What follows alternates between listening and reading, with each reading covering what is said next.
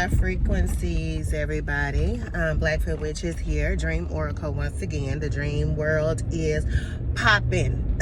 Okay. So I want to share a message, is possibly for someone. As I'm talking about the dream, I will probably more than likely receive a message and a download of interpretation of the dream. Also, I want to share, I will be going to the non-ether God Fest. I'm so excited about that. I had my good spiritual sis call me and say that she was going down. Somebody gave her a free ticket. Her cousin works for the hotel, so we getting to hook up on everything. The girl that's giving her a ticket said we don't have to pay her anything, so my ticket is free. So all at the blue, I didn't even know about the non-ether God Fest at all. I had no clue about it, but it's supposed to be Sister Myra, B. Dale. Not a fan, but Billy Carson is going to be there. I also like Dr. B. I think it's Dr. B. Serious.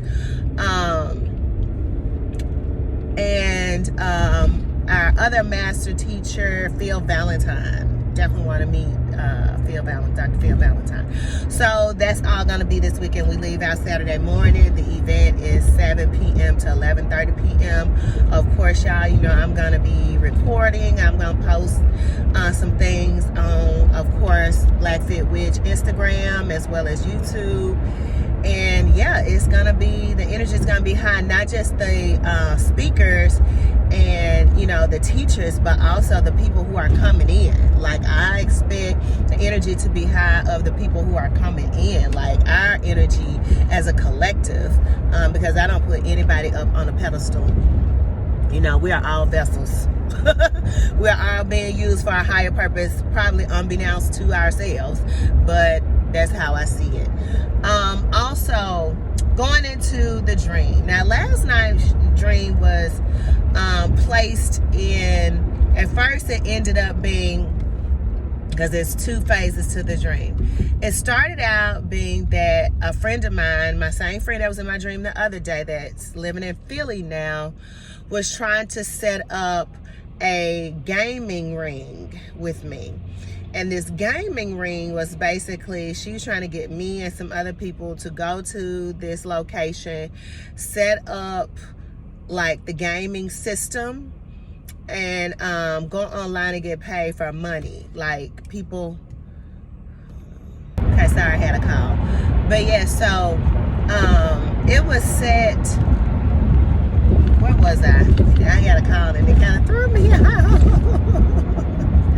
So I'm thinking about the first dream. So there was a gaming ring. She was trying to get us all together to actually get paid to do this game system together. And she was like, she really needed me to play the game because I guess I was good. I don't know. She really wanted me to play in the gaming system. Like, without me, she couldn't like move the whole gaming ring forward, right? And so I told her, like, it was an event my mama was having. I had to be somewhere. Like, I'm like, I can't just leave. I said, if I leave, my mama gonna know that I'm gone and I'm gonna get in trouble. It was almost like I was a teenager. Like, I was young. I wasn't an adult, and I couldn't make moves, you know, like adulting moves. And so she was getting upset. It was like, you know, it's so much money was at stake. Like, we could make so much money, woo, woo, woo, blah, blah, blah. Okay. So I roll over, whatever, dream gets adjusted. I'm in a whole nother situation where I'm going through some type of training, but it was not just, it was similar to like military training, very military training, because it was physicalities, but it was also intellect. So it was based on intellect, physicality, and all of that, and just like being able to put together pieces, understanding, kind of like Squid Games in a way, but being able to understand various logic models and putting things together that may be an intellectual puzzle. not physical, but more intellectual puzzle. And you had to put all these pieces together. Now, I had a baby with me. I remember holding the baby, picking the baby up, baby on my hip, and I've shared with you all before how I travel in the astral realm with a child. So, of course, he was with me. He was seen and then unseen. But it was, as I was going through, passing these various areas, I could feel the racism. And so it was like people that were clicked up, racist or whatnot, in the group, and that I felt did not want me there. And so I was just like, okay, why they don't want me here? Like, I don't care. I still have the attitude, like, I don't give a damn. Like, I'm good. I'm still gonna do this, whatever. So I ended up going through it, got to where it was like the very end.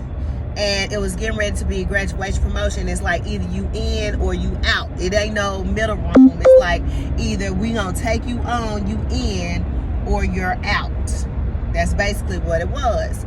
So I had one of the guys that was in, but he wasn't a higher rank, but he was in, and he was kind of like their mouthpiece, their puppet. So I remember him coming to me and saying, if you complete this last piece of training, you'll go up. It's like I'll go up against the board, but they can decide if they want me or not. And more than likely, they gonna choose not to take me in because they don't like me. He was like, so it's your choice. Do you want to move forward or do you not want to move forward? And this is me interpreting because, of course, everything telepathic. And I'm like, say this again, right? I'm like, come again? And he was like, you can go through this last piece, but they can choose if they want you or not and decline. And you won't make it.